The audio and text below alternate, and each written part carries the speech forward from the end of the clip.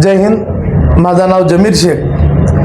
आपण बघितलं असेल की नई जिंदगी भागामध्ये आणि विमानतळाच्या आजूबाजूच्या परिसरातील काही जागा हे विमानतळासाठी पुन्हा एकदा प्रस्तावित करून ती जागा घेण्यासाठी काही लोक प्रयत्न करत आहेत. आपण बघितलं असेल काल माननीय जिल्हाधिकारी असतील त्यांनी एक बैठक घेतली होती की नाईट लँडिंगसाठी जी जागेची आवश्यकता आहे ती जागा रिकामी करण्यासाठी ते प्रयत्न करतात. परंतु पूर्वी पालकमंत्री जयकुमार गोरे साहेबांनी सांगितलं की या ठिकाणचं दक्षिण उत्तर भाग हे त्या ठिकाणी आपल्याला प्रस्तावित करणार आहे आणि त्या ठिकाणची जे ना घरं हे काढणार आणि तिथली जागा घेणार आहे अशा प्रकारचं एक वक्तव्य त्यांनी मीडियासमोर येऊन सांगितलेलं आहे. एकीकडे आपण बघता की दक्षिण उत्तरची जर बाजू बघितली तर मदिना चौक पासून ते अमन हॉटेलपर्यंतची जी जागा आहे किंवा त्याच्याही पेक्षा पुढे मग ते नई जिंदगीचं त्या भागही येतो आणि नई जिंदगीचं या भाग म्हणजे सहारा नगरला लागूनचा एरिया आणि तिथे भीमाशंकर नगर वगैरे त्या एरियाला सुद्धा लागून काही एरिया येतं आणि जवळपास 109 एकर जागा हे नेमका विमानतळ प्राधिकरणाची कुठं आहे याचा थांग पत्ता त्यांनाच लागत नाहीये.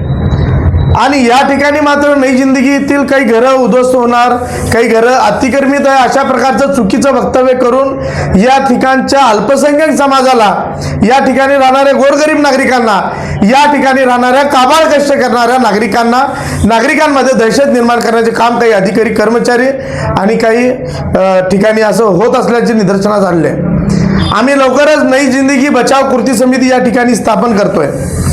नई जिंदगी भागातील आणि शहरातील काही महत्त्वाच्या काही लोकांना घेऊन या ठिकाणी आम्ही एक कृती समिती तयार करून शासनाविरुद्ध त्याचबरोबर विमानतळ प्राधिकरणाविरुद्ध सामान्य लोकांची घरं वाचवण्यासाठी एक मोठा लढा या ठिकाणी उभा करण्याचा आमचा एक मानस आहे.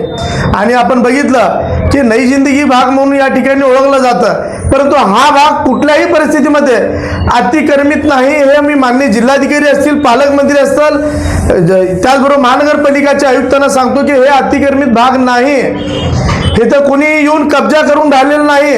या ठिकाणी जेवढ्या लोकांची घरं आहेत हे त्यांनी मालकी पुराव्याच्या द्वारे तिथे खरेदी करून घेतलेले आहे. त्यात आपण बघितलं की अनेकांकडे 7/12 उतारे आहे, अनेकांचे प्लॉट मोजणी झालेले आहे, अनेकांच्या खरेदी खत आहेत, अनेकांचे टॅक्सला नावं लागले आहेत, अनेकांचं जे ना मोजणी होऊन त्यांचे हद्द कायम झाले असताना सुद्धा हे अतिक्रमित भाग म्हणून या भागाला वारंवार हिनवलं जातं. हे कुठेतरी थांबला पाहिजे.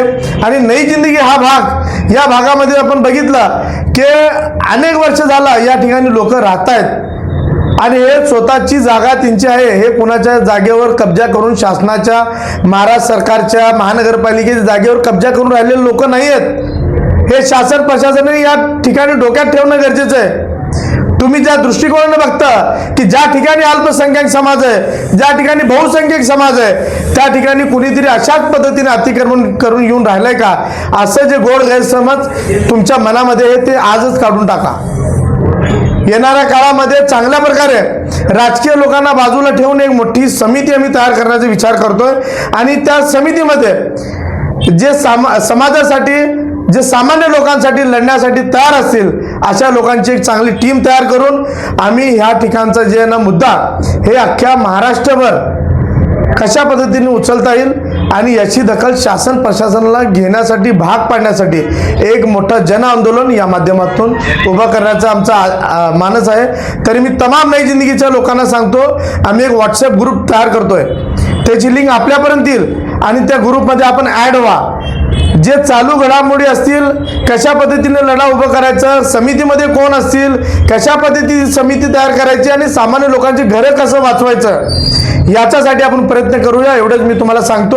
राजकीय लोकांबरोबरचं प्रेम बाजूला ठेवून या ठिकाणी प्रत्येकाने आपापला राजकीय विचार बाजूला ठेवून या ठिकाणी सामील व्हा. साधारण 5000 पेक्षा जास्ती घरं आहेत आणि ज्या जागेवर जर समजा इल्लीगल कुणी त्या ठिकाणी कब्जा केला असं काही लोक सांगतायत की आम्हाला त्याच्याशी देणं घेणं नाही, पण आमचे हे हक्काचे घर आहेत आणि हक्काच्या घराला कोणीही अजिबात त्याला हात लावू देणार नाही.